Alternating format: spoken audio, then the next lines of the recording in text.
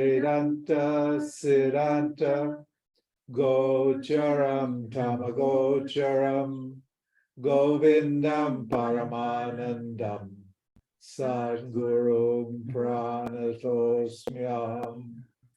Om. Sri Krishna, Govinda. Yeah, welcome. Tonight we'll I see we got a big crowd. Rory's a popular guy. Probably most of you have read his books, his commentaries on the Gita, which is just a great commentary. In fact, I had one going, and when I read his, I thought, thank God somebody else wrote it that knows what they're talking about. And we'll just go with that one. So without further ado, Rory has some remarks for you, and at the end you can ask him some questions if you like. Hi everyone. I'm really glad that you could make it, and I'm also really honored that Ramji and Sundari asked me to say a few words tonight. This is actually the first time I've ever done a live broadcast, so I'm sure everyone will be gentle with me. When I was asked to say a few words, I wasn't really sure what I was going to talk about to begin with. I considered maybe going over some of the key points of the Vedanta teaching, or maybe taking some scripture and doing a little commentary kind of off the cuff. But with Sundari's help, I kind of realized that I could tie it in with a book which I've been working on and which I've nearly finished, which is actually a kind of spiritual autobiography.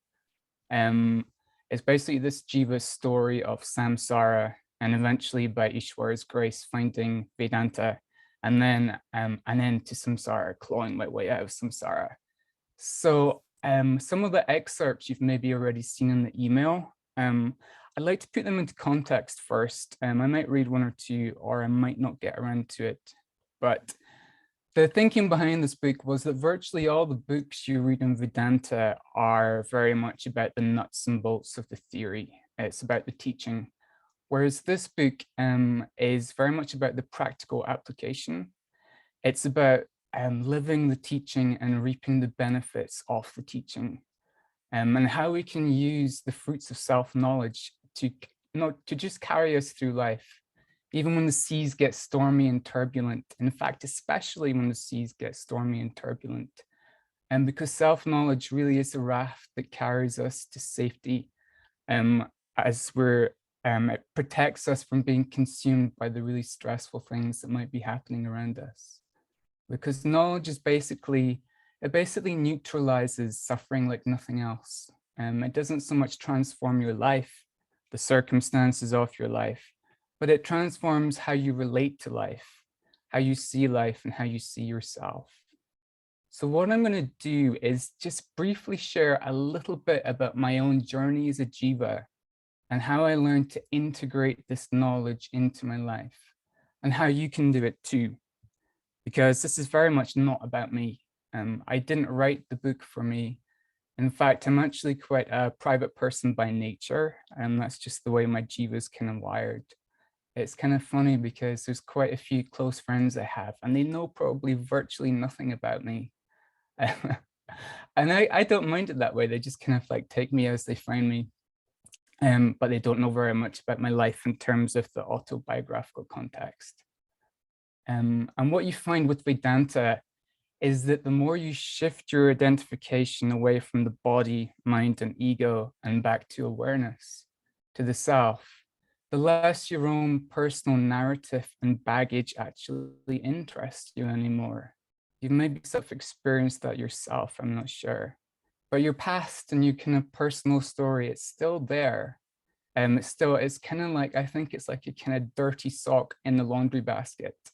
That sock served you well, it kept your feet warm yesterday, and it's still there, but you've not really got the desire to pick it up and kind of play around with it. I mean, that sock is fine for what it is, a dirty old sock, but it kind of stinks, and you're happy to leave it in the basket.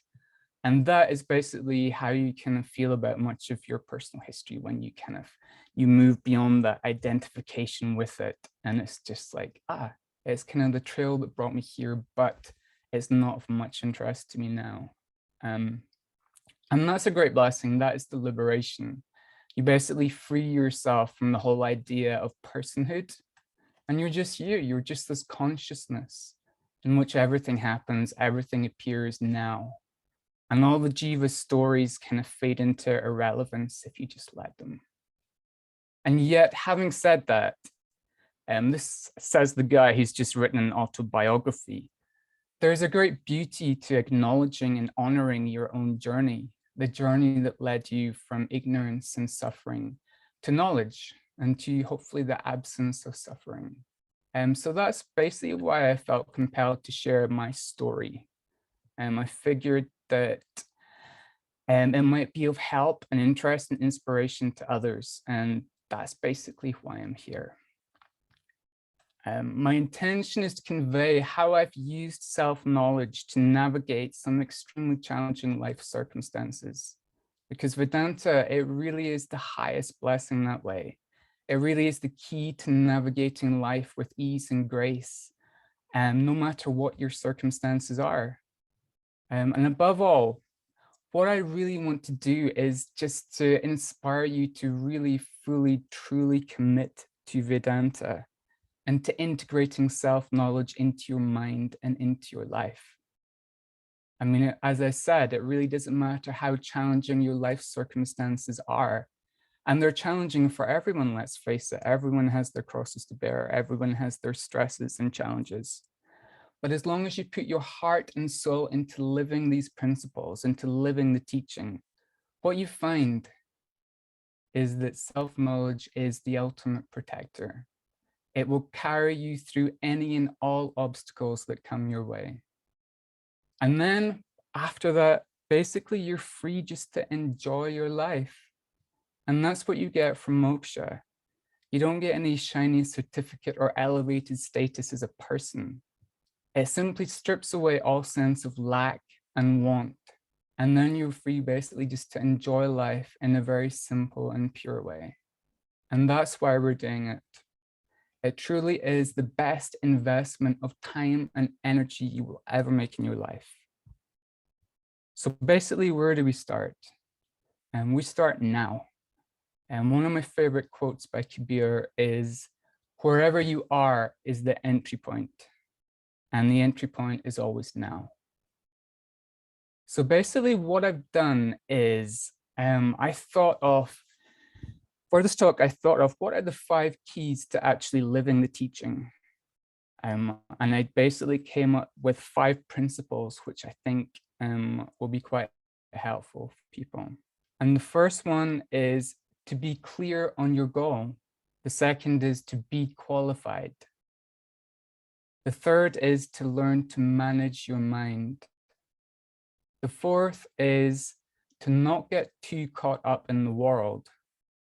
And the fifth is to practice nididhyasana. And I'm going to just very briefly discuss each of those 5 principles in a second. But first, since I brought up my autobiography, I was just going to briefly talk about my own jiva's journey from samsara to finding Vedanta. Because basically, even though our circumstances are all different, we've all got different karma, a different path, different dharma.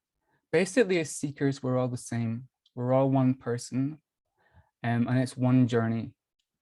So basically, that's why it's quite interesting to hear other people's stories, because you can relate to it through your own experience and life events. So for me, my seeking began in childhood, and because right from the get-go, I felt like something of a stranger in a strange land. I was a sensitive, very open, introverted kid who always just felt quite different to those around me. I never really felt that I quite fitted into my environment. And as you grow up, that can actually, it can make you kind of doubt yourself when you feel you're not really like others. You don't share the same values as others. You've got different interests. You're just a different type of person. And as I said, that can be difficult as you're growing up. And basically, for me, that kind of led me, I think, into the samsaric trap, which always begins when we start to doubt ourselves, when we start to think that who and what we are is not enough, and that we need to be different, more, and better, that we need to achieve certain things or become certain things in order to be basically a good, worthy person. So basically, samsara, it starts off, you need two basic things for samsara. You need, first of all, an ego concept, which is the idea that you're this small, limited little person. And then secondly, you need the idea that this ego self that you think you are isn't enough. And one tends to lead into the other. And the way our culture conditions us is, you can guarantee it's not going to be long before you start kind of doubting yourself, before you start to internalize the idea that who and what you are is not enough. And that leads to suffering, because you're no longer content with yourself. You're no longer happy with yourself. You're no longer satisfied with yourself. And what tends to happen is, the way we're brought up, the way our senses are extroverted, mind and senses are extroverted, we begin seeking a solution outside of ourselves. We begin chasing objects. We begin wanting things and experiences. And really, that is the worst way to feel better about yourself. It's the worst way to feel good, because ultimately we're not in control of the results of our actions. It's a terrible thing to have to admit, but it's true. It's Ishwara is in control of all of it. So when we spend our lives chasing after this and that and trying to get things to work for ourselves, we're opening ourselves up to a whole lot of suffering. And I'm sure everyone has experienced it. And the problem with samsara is it's never enough. You chase something, you get something, it's still never enough.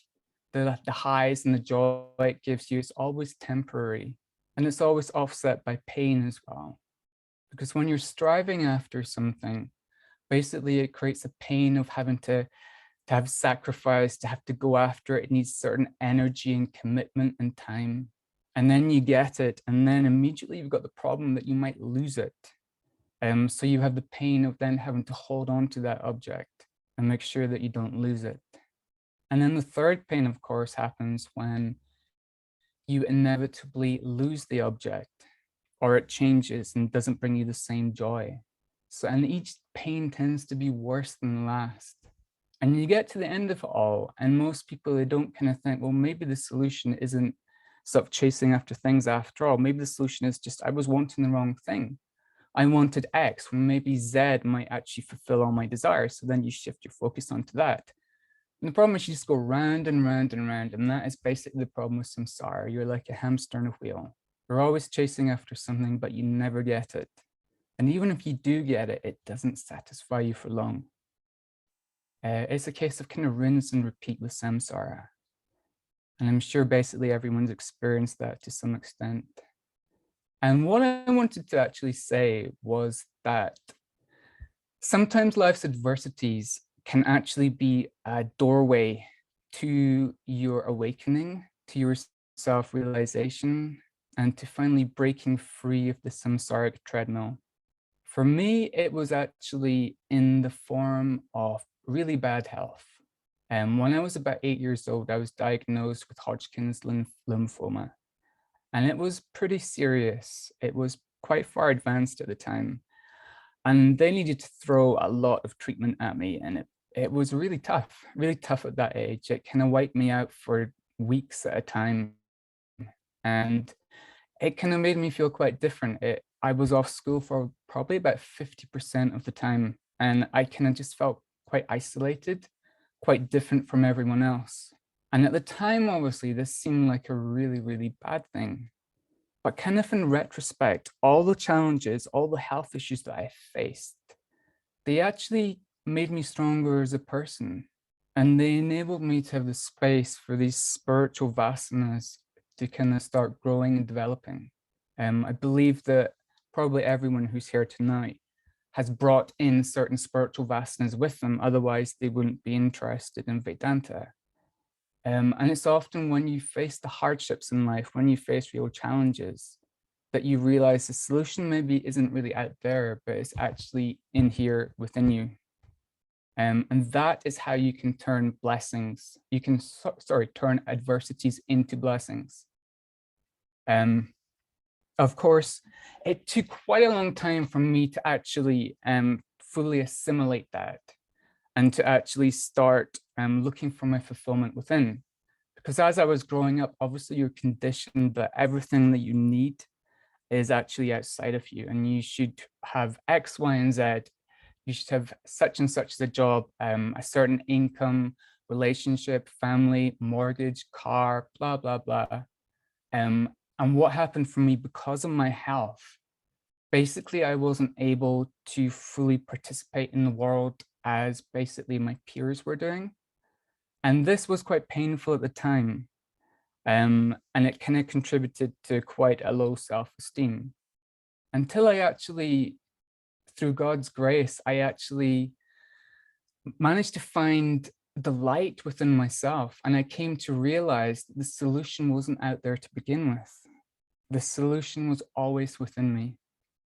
And until that point, my motivation was quite muddled. I had these spiritual kind of vasanas, this spiritual impulse, but I also still wanted to win at the game of life. I still wanted to achieve certain things and be a certain person. And there was this kind of conflict. And a lot of people experience that. It's kind of basically a split value. You value spirituality and enlightenment, but you also value still all the worldly things. And this can kind of pull your attention into two directions.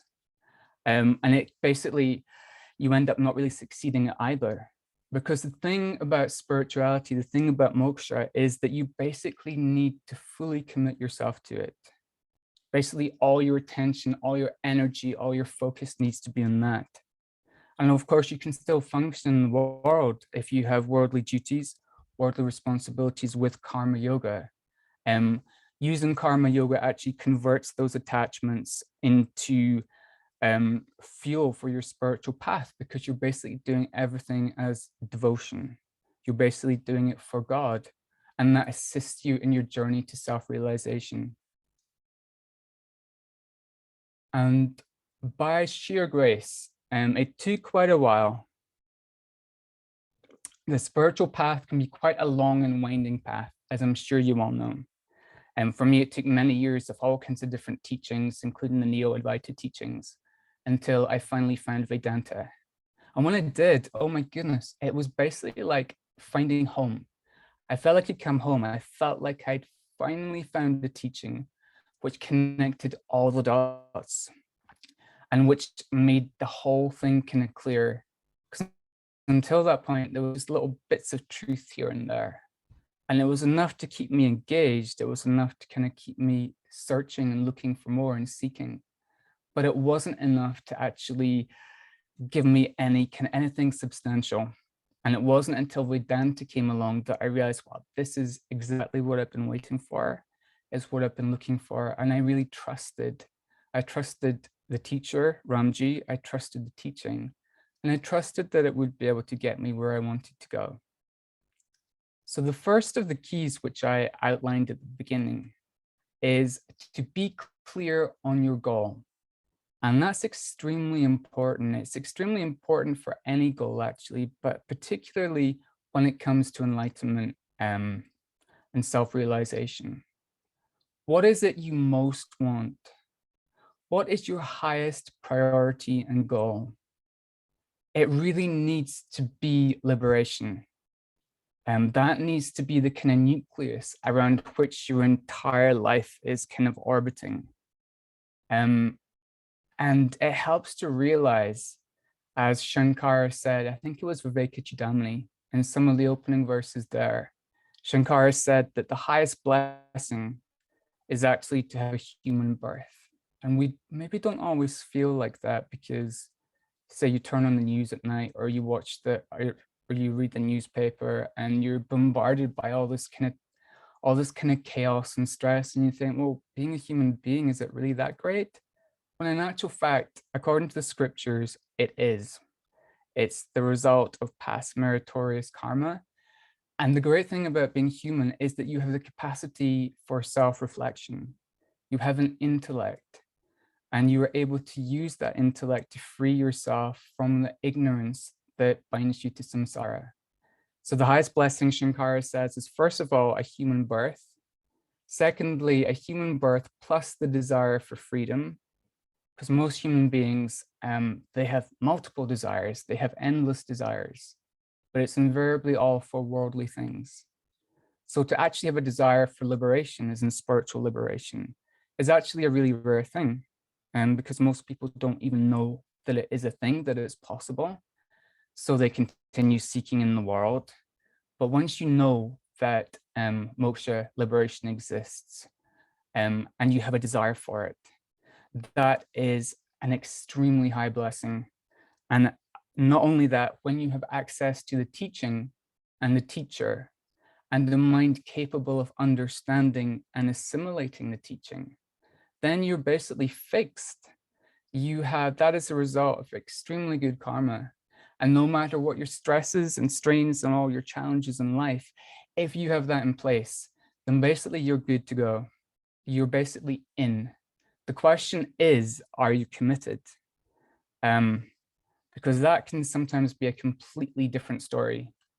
Sometimes you've got the desire for liberation, you've got the teaching, you've got the teacher, but there's part of you maybe not fully committed yet, maybe because you still got some worldly vasanas, you maybe still got some attachments, and you maybe still got some things which are just binding you to the world. But this particular quote is by the Buddhist sage Dojin. And this really changed my life, because when I heard it, it really brought everything into sharp focus. And it kind of helped me realize that this is important. This is what I need to dedicate my life to. This is what my life is about. And Dojin said, excuse me, life and death are of supreme importance. Time swiftly passes by and opportunity is lost. Each of us should strive to awaken. Awaken. Take heed and do not squander your life. When I heard that, it made me realize, like, wow, unless I really commit to this and focus this and place my heart and my mind here, then maybe I would be squandering my life. And because when it comes to freedom, it's basically you have to dedicate your heart and mind and soul to it. It has to be your top priority, because it's until you value it enough, until you make it the top of your priorities, then basically you're not going to have the motivation to pursue it. You're going to still be kind of entangled in the world, and your desires are going to be pulling you here and there. You basically need that commitment. You need to know it's important. You need to know it's your top value. So the second principle is to be qualified. And that's why Vedanta teaching always begins with qualifications, because this is really the essential thing. It's the presence or absence of qualifications which determines our success or failure as a seeker. Yeah, there's no way to get around that. The good thing is that you can basically work on your qualifications at any time. It's definitely not a one-time job. It's something which you basically just have to maneuver through, navigate through, and just be quite honest with yourself. So it's like, how's my discrimination? How's my dispassion? What about my desire for freedom? Is that strong enough? Because desire for freedom is kind of like your rocket fuel. That's going to give you the energy to actually pursue and commit yourself to the teaching. So, yep, you can continuously work on your qualifications, be aware of your weaker areas, and keep yourself on track. And when a pilot is piloting a plane, it's never quite in a straight line. It's always constant. They're constantly having to basically get feedback just to keep them on the right track, and they're constantly adjusting their course, just minutely sometimes, but they're just aware of like, oh, okay, we need to make an adjustment here, we need to go more here. And it's the same with qualifications. So just be honest with yourself, and that will bring you far.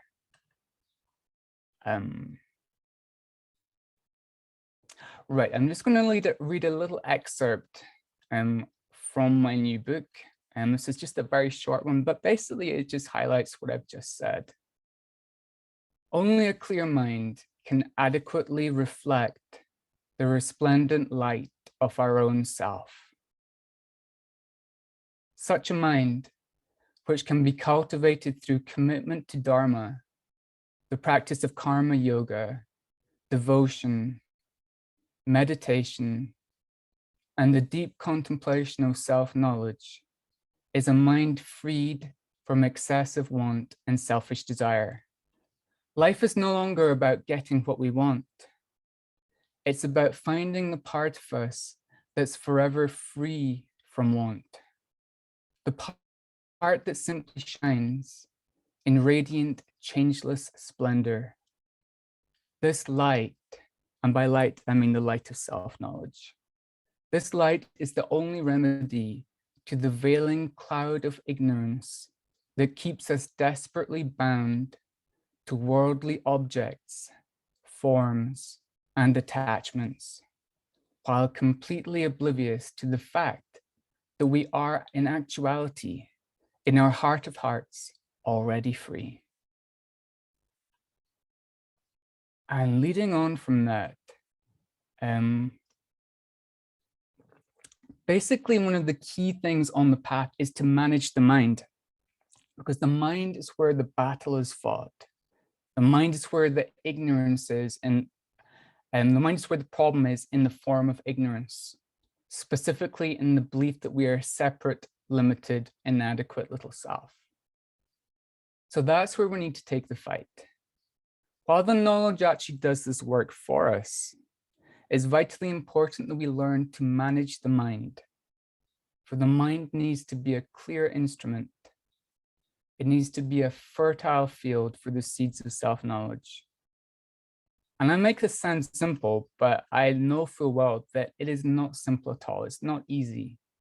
The mind is basically a mechanism that is designed to keep us safe. And it does this by trying to control our environment and the people around us and situations and objects. And the problem is this creates enormous stress because, as I've said, we're not actually in control of the objects. We're not really even in control of the thoughts that come up in our mind. It's Ishvara that determines that. And what we need to do basically is to find a way to work with that, to manage the thoughts as they arise, and then redirect the thoughts back to truth. So basically, it's like keeping the mind in its place and keeping it on a leash, because the mind can be a great ally or it can be a terrible enemy. In my own life, I was diagnosed with advanced cancer, and basically the last 3 years of my life has basically been kind of dominated by that in terms of the jiva. It's been kind of a battle just to kind of keep the body chugging along. And basically, it doesn't stress me that much though, because cancer is just a thought. The things that stress us are basically just thoughts. So if you can actually keep the mind in a leash and sort of stop it from spiraling out of control, as it might tend to do, if it's left to its own devices, you can actually redirect your mind to truth. And this ties in with the qualifications again. You be discriminating, you're able to discriminate the real from the unreal, or the phenomenal from the eternal, from the self. And this automatically brings you a tremendous dispassion. Because you don't see the world as real anymore, it ceases to have the same hold over you, and you are able to approach life with a tremendous sense of ease and objectivity. So a problem comes in front of you, a problem presents itself to you. You basically accept it. It's like, okay, this is the way it is. This is the karma. This is a situation. So how do I find a solution? So basically you take a very objective view to life, and there's always a solution, no matter what problems come our way. Because as I often say, Ishvara brings us all these problems, but also provides us with the solutions. So mind management is definitely something which is vitally important for everyone. Not just spiritual seekers, not just seekers of liberation, but every human being. And the fourth principle The fourth principle is it kind of basically ties into the others. Is don't get too hooked up in the world. Basically, don't let the world consume you.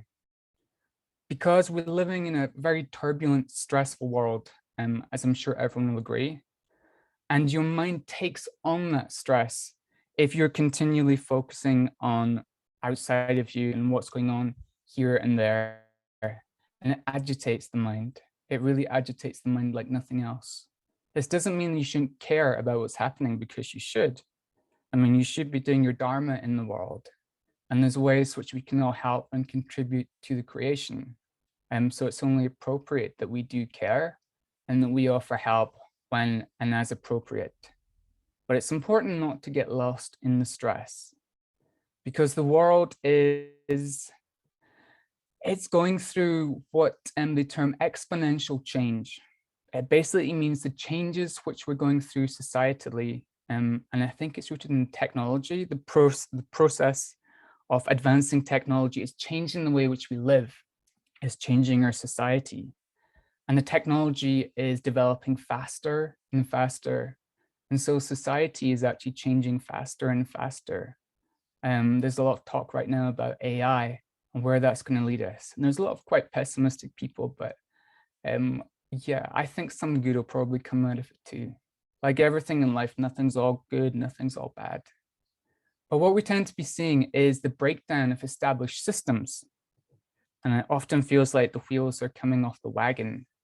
And yeah, everything is just kind of like, everything's kind of choppy. And that is likely to continue for the foreseeable future. So if you're waiting for the world to be peaceful, if you're waiting for everything to be settled in order to be peaceful yourself, you'll be in for quite a long wait. So the important thing is cultivate the peace in yourself and do it now. Keep your center of stillness within on the light of your own consciousness. And that's really essential, because that's what carries you through life. No matter what's going on around you or within you, that basically carries you. And it's an attitude of karma yoga. Basically, Ishvara has put something in front of you, and you have to accept it, and you have to just maneuver and navigate around it.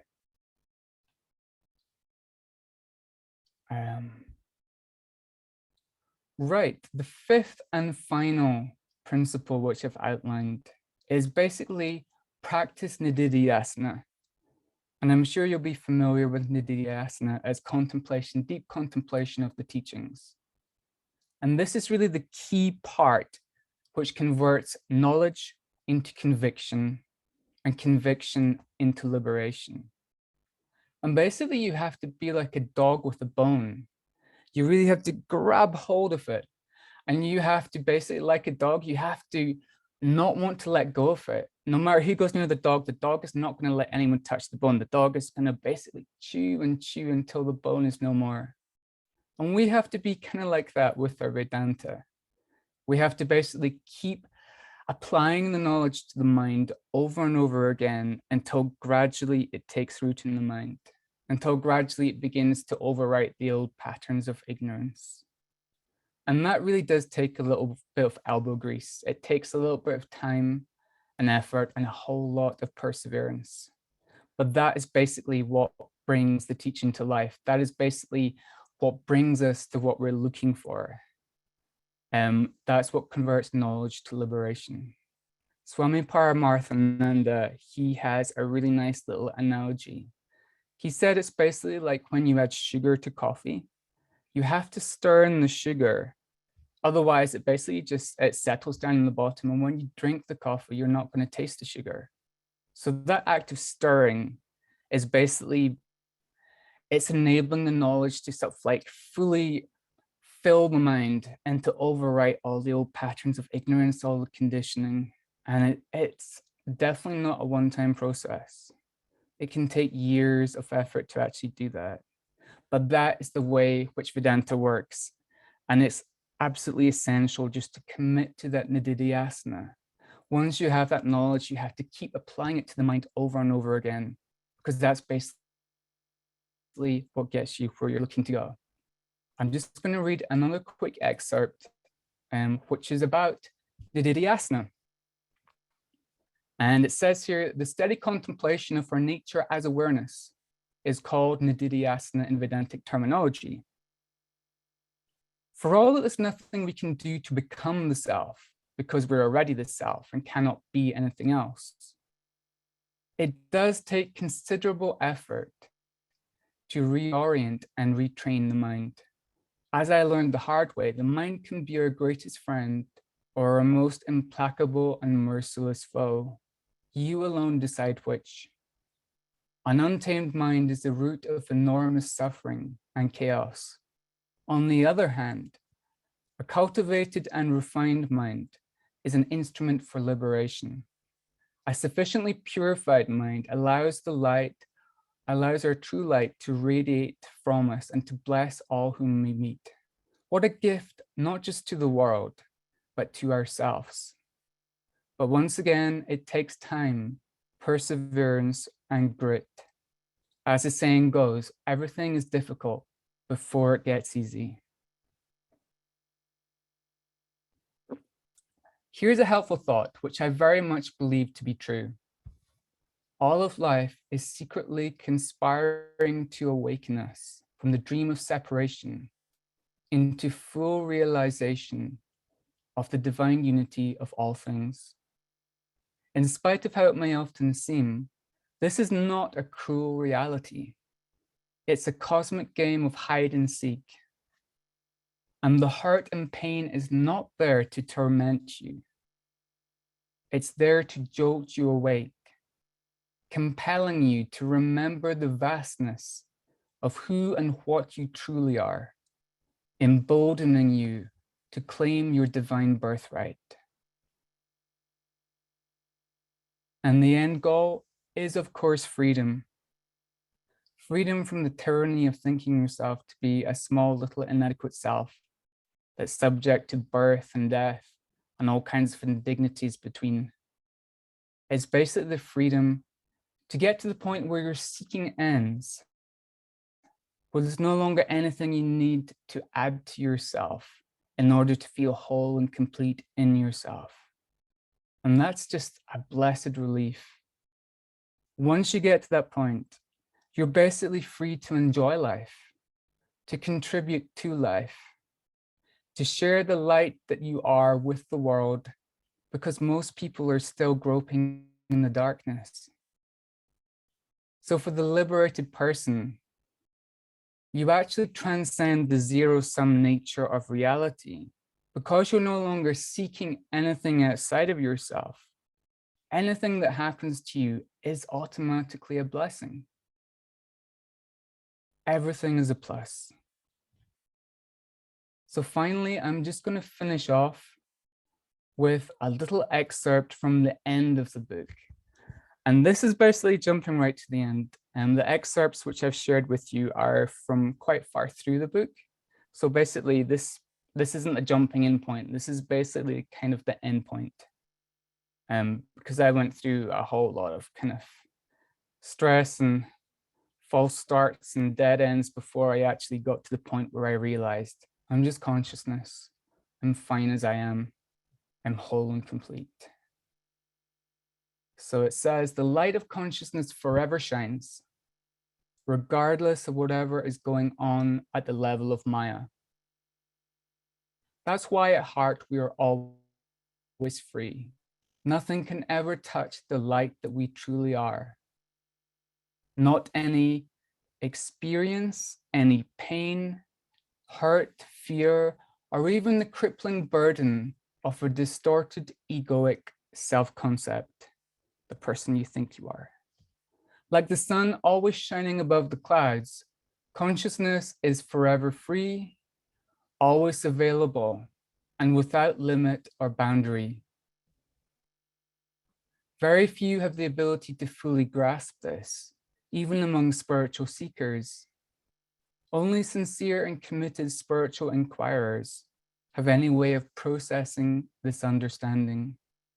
To the average person, it will seem nonsensical and irrelevant. This knowledge, however, is the key to alchemizing life and turning the lead of worldly sorrow and limitation into the gold of perfect divinity.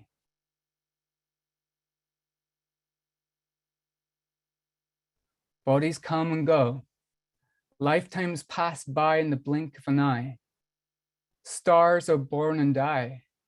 Universes come into creation and dissolution. But the light of awareness, always present in all beings and universal in nature, shines endlessly. There's no birth for it and no death. And all limitation is but the product of Maya, and is to consciousness as insubstantial as a dream. This knowledge brings liberation. We shift our center of identification from the conceptual ego identity to the awareness in which it arises. Only then do we taste freedom from seeking, freedom from lack, and freedom from having to continually manipulate the outer world in order to satiate our desires and cravings. In spite of whatever might be sprouting in the endlessly fertile field of karma, the reality is that you, the true you, is already and always free. And I think that's probably as good as any place to stop. I hope that's made some sense and been of some kind of interest or help to you.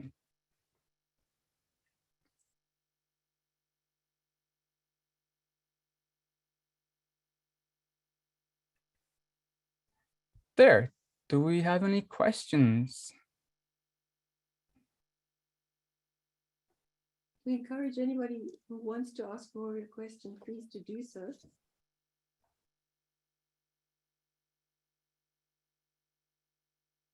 It's kind of hard to have a question when. That was so beautiful, Rory. Yeah. I think you put everybody into total samadhi. Yeah, Oh, thank you. that's made down to the teaching, Just resolved all questions. Absolutely. just beautiful. Thank you so much. Silence is golden. Absolutely. Hey, one thing you said I thought was interesting, it made me think, was this Nididhyasana. Did you say something about your future self? No. Okay. Ooh, I don't think so.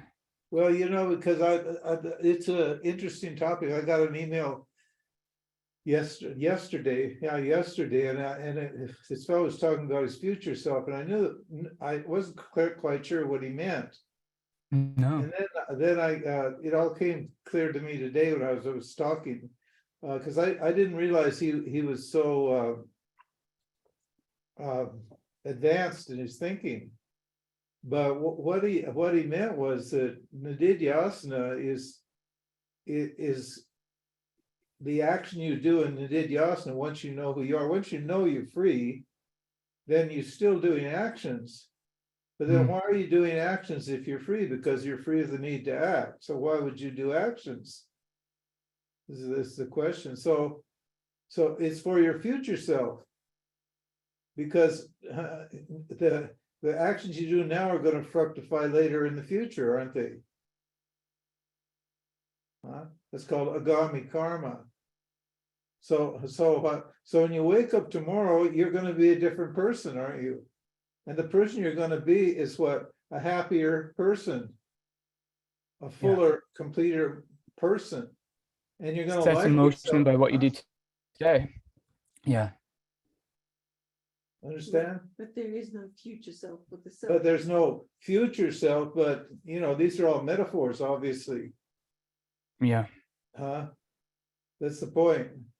People have a hard time separating the metaphor from the thing it indicates.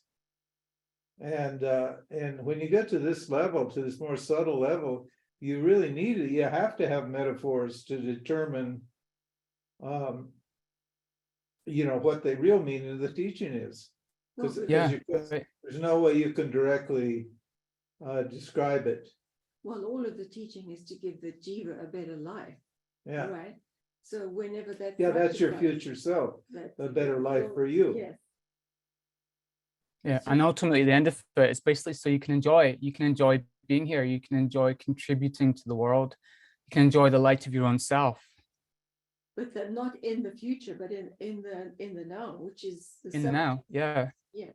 yeah. I don't see the future self. I think the future self idea is a little confusing. It's a bit confusing, yeah. It's out of reach. It's like ahead of you. But it's just Whereas- metaphorical. I mean, it's just, Yes, but then that has you know, to be because explained. that, you know, the future exists for a doer.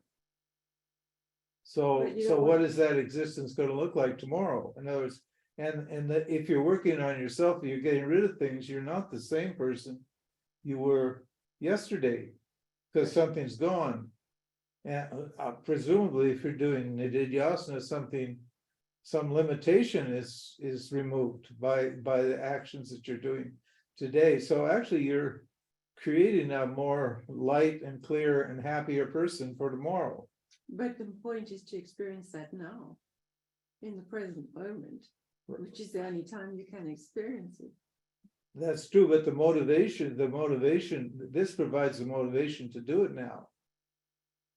In other words, we always have to, when you teach Vedanta, you always have to tell what the benefit of a teaching is. Exactly. So- It motivates people. They Huh? need that motivation to actually pursue it. You need the Um, motivation to pursue it. yeah. In fact, the rules for writing scripture are laid out in the Sampradaya, in the tradition itself, and one of them is it's not Vedanta unless you explain the benefit. On the So, other because hand, people need to be motivated to follow it. yeah. On the other hand, I realized from very young that I would never be any happier than I am right now. That it never happens in the future, that if you're going to be happy, it has to be now, because that's all there is. But that would be the self. Yes, But we're talking about the not self. yeah. The not self's going to be different tomorrow. Right. There's a question here. You can't see with the chat, can you, Rory? I can now. No. Oh, yeah, there's one from Jeremy you might want to answer. He says, can you see it? How do you assimilate the teaching of pain in real time?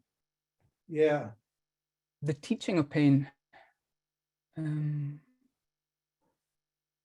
not quite sure. What it means, yeah. The do teaching you of want to pain. explain that better, Jeremy? Well, I relate to the idea that pain is something that's showing up, and what does it mean for me when early on in my spiritual journey, my spine and my back and everything, I went through a really major, I went into a really major depression over just having really bad back problems, and I had this separation of like through meditation, like, okay, the body is not me, and the story that I'm giving to this pain is just a story of why me, and I hate my life, and I hate this body, and all of that. And so I was able to separate it, but it's only been, but it's a really difficult teaching to assimilate, like, because you're suffering it in real time, and it can be something that will drag us down into the experience of this. So I don't know if there's any ways in which I don't know, I don't want to call it techniques, but or even with Vedanta that you personally deal with that and the thought of it. Yeah, I actually had a loved one who suffered with chronic pain for a few years, and I'm aware of how difficult it is, how basically it impacts your entire life, not just physically, but kind of emotionally, mentally. It basically, the pain kind of overrides everything else. And it's really difficult when you're in physical pain to actually focus your mind on the teachings and to do your kind of your Shravana, Manana, Nididhyasana. I mean, it's not impossible, obviously, but it's harder because you've got that constant distraction from the physical level. It's kind of an extreme extreme way to kind of practice karma yoga. You have to kind of accept where you are. You have to accept the pain, because the resistance to it can actually make it a lot worse. And and you basically have to, it's really difficult because karma yoga teaches us to accept what's given to us as being prasad, as coming from Ishvara.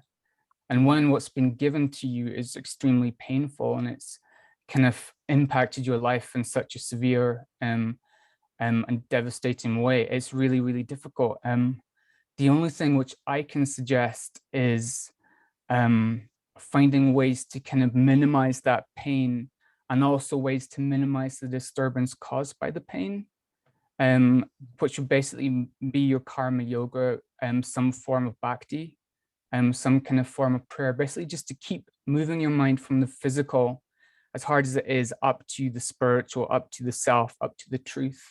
But no, there's no easy answer for something like that. I was quite lucky in my own experience that I managed to get my self-knowledge quite strong before the kind of real kind of shit hit the fan, basically. And that's basically why I made a point of trying to motivate everyone to be very clear on your goal and commit to it now. Because you don't wait until your sort of like until you've got really hard life problems before you actually start working on the self-knowledge and the Vedanta. You actually kind of start now when the kind of waters are reasonably calm, because it does get harder when you're kind of in pain and when you've got those stresses. The best thing I can suggest is some form of devotional practice, handing everything constantly up to Ishvara, whatever kind of works for you, and karma yoga. Yeah, I'm not sure if Ramji and Sundari I have agree, any. because I relate to that totally. Mm. I've also suffered chronic pain, and there is no easy way around it. You have to decide that it's not going to define you, that you will send the grappling hook out of the Rajas and Tamas into Sattva, and devotional practice is really, really helpful in that. Yeah. Just to keep the mind firmly focused on the self and just refuse to identify with it. It's not easy. It's definitely a huge challenge, as is loss of a loved one or any of the major things that we go through as human beings. There are many ways that we can be tested. But that's a tough one, Jeremy. I feel for you, because it's easy for the self identity to erode to the point where you don't know who you are anymore. The pain seems to be all defining, and that's very difficult. I've kind of, for me, I've learned to accept it as the opposite of attachment, and really understanding what aversion is, and allowing something that the mind is adamantly averse to, physical pain. Yes, and it really wants to be comfortable. It really does not like discomfort in any way. Yeah. Like it. It's a really tough sadhana, and I think it's related to a lot of the the really intense fasting or austerity sadhanas that that people go into that austerities because of pain, right. Not just physical pain, but psychological pain. I think that's what drove the Buddha into it. He was he was extremely sensitive person, and he just couldn't stand the idea of injustice, and he was in such turmoil about it. He just walked out of his hole. He had an upper class lifestyle. He was a prince, and he went to into self-abnegation and all kinds of really extreme practices. So I think you had said it one time, Ramji, about getting a sliver. Like, why do we need the sliver to, what is it that motivates the need for the pain to not be there? And it's this self. that's right. I mean, like you look at the symbol of Christ. You always talk about that symbol, because Christ is being tortured. I mean, his body is actually being actively given pain, and he's bleeding. And the lesson is that you need that to let the spirit get in, to drive you inside. So when he's hanging on the cross, he's not talking to them that are giving him the pain. He's not talking to the physical world. He's not blaming the world. He's talking to himself. He's saying, Father, forgive these people. They don't know what they're doing. They're missing the point. You know, that they think they're poking me, but they might as well be just tearing my clothing, as far as I'm concerned. So you know, you got to somehow find the upside in the downside. That's you know, Rory said that. Yeah. Well, Rory, you've had For a me, lot. one of the things which has really helped is the discrimination between this is the apparent reality is not ultimately real. Like my body is basically just, it's Maya, it's basically the elements. It's basically, it's a reality, it's part of this reality, but it's not the reality. Yeah. And that actually brings, the discrimination brings dispassion. It makes you sort of kind of better able to deal with the things that your body and mind might be going through, because you know it's not actually real, it's not actually you, it's not who you are. I mean, it's not easy, but that's kind of what's worked for me. And also trying not to resist, because a lot of our resistance to the pain and to the negative experiences, the resistance kind of makes things worse, especially with something like pain, I think. Yeah. You feel the pain, you don't want it to be there. Yeah. Roger, so just as Roger's. I'm always reminded of that, you know, I've had I have basically nothing but pleasure all along in my body since I was a kid. That's why I make a big story about getting a splinter, you know, but you know, yeah, I get a splinter in my finger and I call 911, you know, call the paramedics, you know, I'm dying. Oh my God, you know, oh my God, a little bit of, you know, but It's not that bad. it's not that bad, but I'm But always reminded of that statement that what you resist persists. Right. So it's adding your aversion or your dislike to a problem that keeps the problem growing for you. It just keeps it hanging on, and the more you resist it, and the more you don't want it, you know, like losing a loved one. I mean, yeah, you hate to lose a loved one, but the more you think about it, the more painful that loss becomes. Absolutely. I think you sent me something earlier about, you know, non-dual thinking. I read that Oh whole yeah, that was earlier process. today. Yeah. Yeah, I read that whole paper, and I was following the logic of it down to the story that we give to sensations, and I had and then to the jiva, and I was like, wait a second, the jiva itself is a story that we've applied to consciousness. Yeah. What? I was like, Right. Yeah. Yeah, great. of course. So yeah, really beautiful. It's kind of Yeah, like a that's precursor. contextualized. Suddenly the jiva shrinks, and the you know, you apparently expand, because you Yeah, know, and suddenly there's the freedom is in that expansion, in that yeah. new that cognitive shift, you can call it. Right. And it's Yeah, just a so it seems relief like beyond those are words. precursors. Sorry, go ahead, John. No, Sorry, I this just said it's a relief beyond words, that expansion, and you already were expanded, it's just you were contracted, and all of a sudden it just pops. right. Yes. Beautiful. Thank you, Rory. Really love the talk. Thank you. Yeah, it was a Oh, great thank you. talk, Rory. Yeah. Jesus, I wasn't quite sure how well I did it because I'm not a very experienced talker. Well, you So wouldn't have yeah, known. I'm glad that. spoke beautifully. Yeah, Thank you. I got the lump in the throat, which is about the most emotion I can manage. So It's that's so beautiful, the teaching and how powerful it is. It reminds me of that metaphor of a candle, and you put the other candle close, and all of a sudden the flame just jumps over there, and it's wonderful. oh yeah, the one doesn't lose anything and the other gains everything. Yeah. Right. Yeah. So when you share, you know, everybody benefits, but you don't lose anything at all. So Yeah. that's the argument for like teaching others. Mm. You know, we're more and more getting to people to encourage people to like teach other people, not necessarily like Ramji teaches in a, in a group, but just share yourself as you are where you're at with another person. And, because if you understand this Vedanta even a little bit, that's an opportunity for you to grow, not just for them to grow also. And you learn so fast by finding out what you don't know. And ignorance is painful, you want to get rid of it.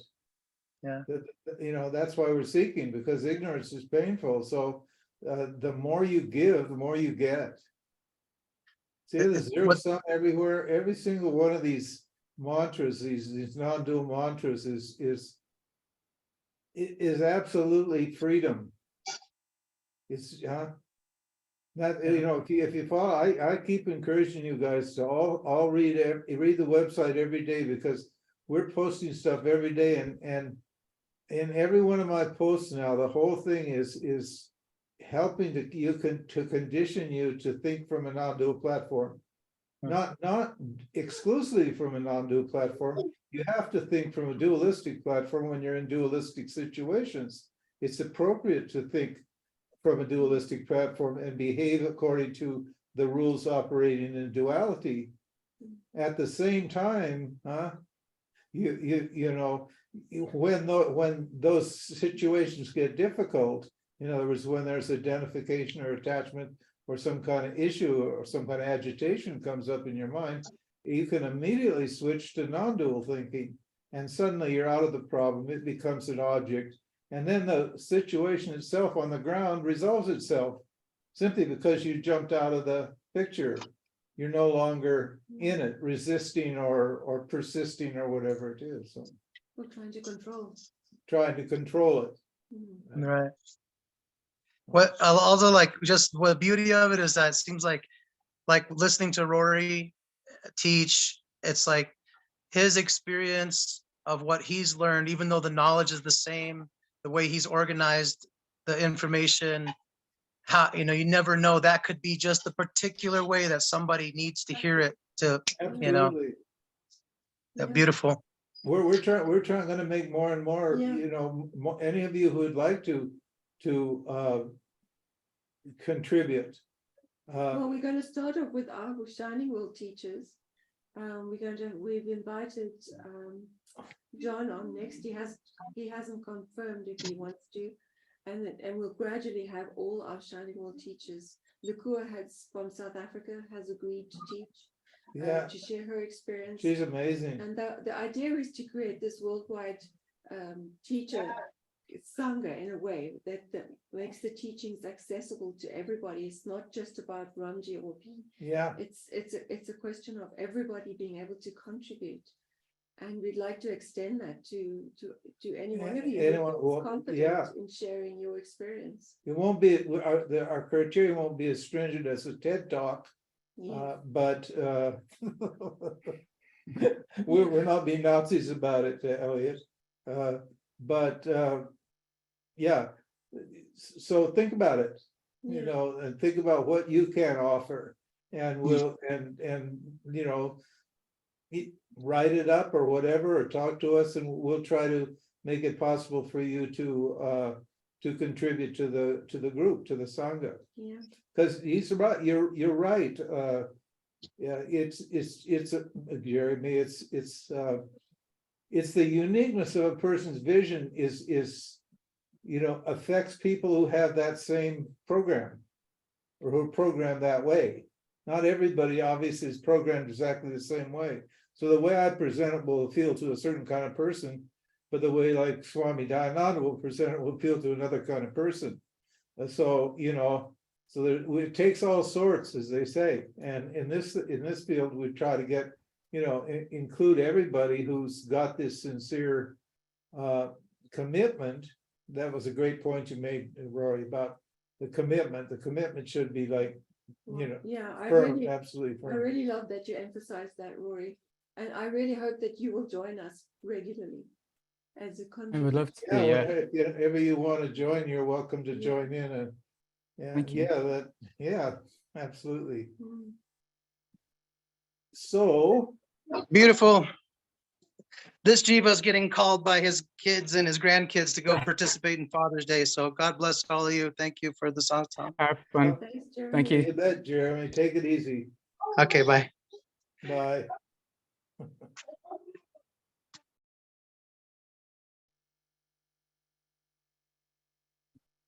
Let's see. Any more questions? Ellie wants to know about the transcript. Yeah, the transcript will be there. Bob, bless Oh, you, Roy, for this beautiful, clear miracle. Many thanks and delightful to meet you. That's Bob. Okay, yeah, great. All these. Here's the Roy. What a gift! Gift, clear, direct knowledge. Appreciate the encouragement, the inspiration to focus on liberation. Yeah. I love receiving you in this way. Cool. Who is that? That's Suzanne. Oh, yeah. Hi, Suzanne. And Linda Carmichael. That's David's. David. Oh, hi, No, Linda. Linda Carmichael's David Monroe's wife. Hi, Linda. So very beautiful. Thank you, Rory. I'm a bit stunned, engulfed in silence. Yeah, I saw you got hit there. I saw you got banged on the I head. think everybody did, Rory. Yeah, and we that all was did. really That was wonderful. super, Rory. Really, Rory. so grateful that you said yes when I asked you to come on as our guest. Well, here. Thank you. I am too. one. Yeah, I'm glad that it's been well received because, like I said, it's the first time I broadcasted live, and I wasn't quite sure if I was doing it particularly well. But You did great. obviously, it's Yeah, you Absolutely did it's hit better the than spot. I did the first time, I'll tell you. You were wonderful, and your enunciation, the way you speak, it's all perfect. Yeah, you. Truly, very, very inspiring. Here's one for you. Did the journey feel mostly self-driven or was there guidance? Can you please describe? Oh, to begin with, it was quite self-driven because I mean, it started in the pre-internet era or before the internet was becoming a big thing. So Yeah. basically it was just a case of, I didn't know any spiritual teachers really. In fact, I knew a couple of people, but they were kind of a bit kind of flaky maybe. Kind of what? So, Flaky. Yeah. I could tell some stories, but I won't. But it did begin, it was quite self-directed to begin with. Like I'd read this book and I'd get a kind of high from, oh, this is amazing. Then I go on to the next one and then find some teacher who was maybe, I was into kind of Buddhism for a little while. And then I found Ramana, Nisargadatta, and then some of the Neo teachers. It wasn't actually until I found Vedanta and you, Ramji, that I actually had a teacher, that I actually had someone who kind of knew what they were talking about and who knew the teaching inside and out. And there was no kind of bullshit with it. There was none of the kind of crap that you find with kind of the Neo teachers. And because it's quite hard in the spiritual kind of marketplace, you kind of end up going down dead end passages and you get misleaded by certain things. So when I found Vedanta, that's when I basically surrendered to the teaching and to you and the Sampradaya, and that was basically the best thing that happened to Never me. look back. No. Yeah, I hope you can come sometime. Yeah, I We'd love to have remember you. fondly that visit when you visited me Yeah. for a week there. I We love had- that. it was really nice. Before I It was was like such a totally wonderful harried time. and Yeah. oppressed by all this success. We had a nice time. It was just really peaceful here. We'd love to have you join us in Bali. I know you probably won't make it, but maybe we can patch you We in. can with patch the- you with in, the- yeah, with this way. and Because all the Yeah, that would be amazing. It's quite hard to plan ahead because I never know what's going on with treatments. Yeah, I that's the think I've got problem. I can't really plan more than a few weeks in advance, but I would love to join you. I really would. It would be But if you heavenly. can't, we can maybe do it Ali. in this way. Yeah. Because Yeah. the thing with the teachers there is that we'll all be teaching a certain section of the methodology. So it'll take the load off Ramji. And Yeah. perhaps you could patch in and teach an aspect of it too. Yeah, I would be delighted to. Yeah, Yeah. I would love to help. We'd love to have you on board too, Ramji. Rory. Uh-huh. Thank you. Yeah, here's some more. Carolyn, thanks you. Gianfranco, God bless you, Rory, so powerful, so enlightening. David Monroe, aren't you and other Vedanta teachers living examples of the question of future self, in that you're continuing to engage with people in satsang rather than retreat into blissful self-solitude? Yeah, that's right. You don't need to teach. You could withdraw like an Yeah. aesthetic Mahatma. Yeah. Yeah, you wonder why these guys just go and went into the caves and just sit there and don't contribute to other people. You just wonder if they haven't done, there's some nidhyasana they haven't done. Because you are you are you free if you're not free to to socialize and live in society and make a contribution? Is your freedom only valuable if you're isolated, you can enjoy it in isolation? So in fact, Swami And also when you're given a gift, when you're given a gift, and the best thing to do is to share the gift with others, particularly if you see people around you are suffering, and you kind of figured a way to circumvent that and to be whole and happy. It's a joy to share it. Absolutely. Even if you don't have to say that much, just your very presence can make a difference in people's lives. Right. Swami Dayananda told the story of this famous yogi that lived up in the Himalayas, way up high, at the very top, right where the Ganges came out.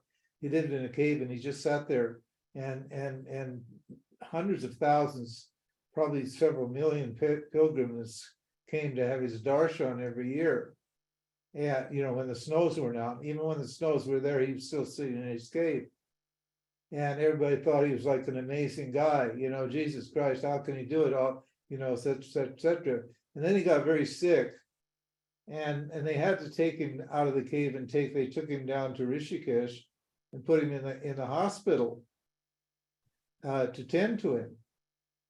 And he was the most awful, ugly patient that they ever had in the hospital. They still remember it to this day, that he was the most cranky, unpleasant person. He just could not enjoy his peace, that peace that he supposedly had in the cave, that didn't transfer all the way down to the hospital. So anyway,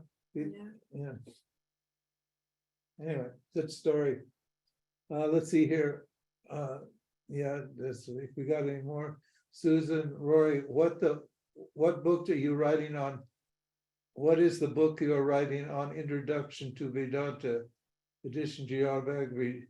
Do you want to tell us anything about that?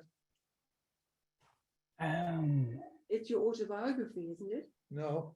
Oh, I'm actually working on 2 books. Yeah, one of them is kind of it's about my spiritual story. It's about finding Vedanta and basically how I kind of managed to kind of get to that point where and I'm also working on another book, which is basically a very short introduction to Vedanta with kind of no Sanskrit, no kind of nothing too complicated, just something which I could give someone who basically doesn't know anything about it, and give them a little overview. I've been meaning to work on that for years, but haven't you finished that one? Didn't you send us? No, it's still a work in progress. Right. Yeah. We'll put it on our new to Vedanta topic. Yeah. We're gonna, basically we're doing, as we're doing everything without Sanskrit and in topical form, not so much in linear form. You should understand obviously the sequence and all the teachings logically, but we're taking, we're dwelling now more on just the basic topics. And I just had an inspiration. Somebody was asking me what I was going to talk about at Trout Lake. I guess I'm going to talk about Vedanta, but obviously I'm going to talk about Vedanta, but I thought how to like present it differently. I think the latest idea, and it may iterate within the next month or so, or 6 weeks before the teaching actually starts, and that was to have maybe 5 basic topics or 6 basic topics and have one topic each day, rather than to do a particular text and then draw in, source quotes from All the text. from various texts, whatever they are, that on that particular topic. So anyway, Sounds like a great idea. It's very helpful to hear the thoughts on physical pain. It's not easy to manage every day and not be overwhelmed by it. Mhm. Yeah. Thank you, Roy. Beautiful. Bless you, Susie. Love is the only thing that does not get less. When you give, it only grows. That's another topic that is I got a really interesting email yesterday. And they were amazed by the person that finally somehow come across the yoga of love. And they realized that it was like probably the most advanced or sophisticated text there is, Vedanta text there is. And they were thanking me for conflating freedom with non-dual love. Conflating means showing that there's no difference between freedom and non-dual love. That freedom is non-dual love and non-dual love is freedom. And the Bhakti Sutra, that's the Narada Bhakti Sutra, and my commentaries on that make that clear, that there is no difference between them. So that's a very advanced text, and it's a very important topic, because again, the motivation, everybody's motivated for freedom, but not everybody thinks in terms of freedom, they think in terms of love, don't they? So if they can understand that what non-dual love is and how Vedanta and how freedom and non-dual love are non-separate or non-different, they would have to be, if reality is non-dual, wouldn't they? But I need to understand what the connection is. Then that whole part of yourself, that emotional part of yourself, is going to get healed. Because we found that most of the people in Vedanta who understand that they're free still have emotional problems. And you think, well, freedom means freedom from emotional problems. Yes, it does. But why don't I have freedom from these emotional problems? Because I don't understand that freedom is what? Unconditional love. And unconditional love is not just unconditional love of the world, it's unconditional love of myself, as however I appear to myself. In other words, whatever I think I am. So. Well, I think you've been a shining light of that for us tonight, Rory. You really Oh, have. thank you. Yeah, and thank you everyone for the comments, because everybody. Yeah, Big Aaron says love is Fantastic. the only thing that does not get less when you give it. It only grows. That's right. Thank you, Roy. Many blessings, Ted and Amy. Leonic unity, thought and diversity. Martin, thank you very much, Roy. Love to read your new book. You're a beautiful, inspiring teacher. Bless you. That's from Danielle. Oh, thank you. Tobias. Thank you for lovely comments, everyone. I second that. Thank you. Let's see here. Beautiful, Roy says that. Oh my God, dear. Thank you, Roy. May the body be showered with health. God bless. Presentation was so natural and from the heart, so engaging. Thank you, Roy. Shanti, Shanti, Shanti. Thank you, Roy. Thank you, Roy. Love. Cancer is just a thought. Mhm. Yeah, Yep. it is. And every thought is manageable. Yeah. I mean, I often hear Sundri. I know she's in a lot of pain. I hear her chanting. I can hear her in the kitchen or wherever she is. I can hear her chanting, and I know she's got a lot of pain. But that, that. I don't have pain. That pain is there. But that whatever that jiva is, has the power to turn that pain into what? Worship of God. So. Yeah. Thank you, Rory, and it's so beautiful to hear you as a realized person, to talk with so much love about Ramji and reaffirm the trust to the teachings and the teaching. Thanks, Ishwara. That's Lianic. Oh, cool. Thank you. Nestor, thank you so much. Oh, hi, Nestor. Huh? You Hi, do rock. Nestor. You know Nestor? Yeah, we met about 10 years ago, and I think it was a Berlin satsang. Yeah, about 10 years ago. He's a really Oh, cool guy. right. Cool. You rock. Your words distill such a maturity. Very impressive. Could you talk a little about your new coming book? I think he just did. Yeah. Thank you so much, Roy. Deeply touching and very clear and inspiring. Thank you. That's Theo. Herman. Okay, already. We've got a question from Georg. Oh, Georg. Oh, yeah. Okay. Yeah. The hospital Swami. What could he have done in order to be okay with other people at the hospital? It seems to me he didn't have much dispassion. I think maybe his dispassion qualification was a little bit lacking. If your peace of mind is determined only by your circumstances, do you really have peace of mind? Yeah, that's a good question. Really good question. What was it? What did he say? What was You talk about the hospital Swami, the guy who lost his Oh, the dispatch hospital and Swami, yeah. yeah. Yeah, it was all conditional. Yeah, he didn't really have. He didn't, he had this vasana for, for the bliss of the self, but going inward, he found a space inside himself where it was peaceful, but it depended upon him like removing himself from the world. And of course he got the moral high ground because all these people were getting inspired by seeing him sitting in the cave renouncing the world, which the Westerners love. They love Ramana for that. Oh, he sat in a cave for 20 years. He must be something special.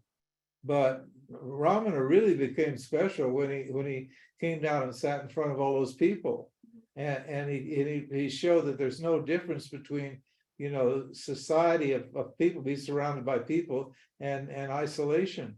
That these notions of duality are no longer applied to him, and it took him at least 20 years to come to that conclusion, really. So well, a lot of the Ramana people have that confusion too, isn't it? He teaches the silence, like silence is something you need to go into instead of understanding you are it. You can be totally silent when the situation is not conducive to silence at all. yeah, exactly. German, this is such a wonderful, inspiring teaching coming from the heart and received by the hearts. Deep samadhi. Thank you, dear friend. Thank you, Ramji and Sundri, for inviting Rory. Thank you, German. Lovely to see you. Let's see, Georg. Oh yeah, that's Georg. Okay, we just did that one. Glenn, thank you. Wonderfully presented. That's from Glenn. David, wonderful teaching. Thank you, Rory. Okay. Good. Well, thank you, everybody. Yeah. Yep, thank you. We'll Thank you, Rory. yeah, we'll call. You're very welcome. See you next week. Keep reading the website. I'm committed to every day posting one of these things, one of these satsangs, and emphasizing the non-dual thinking.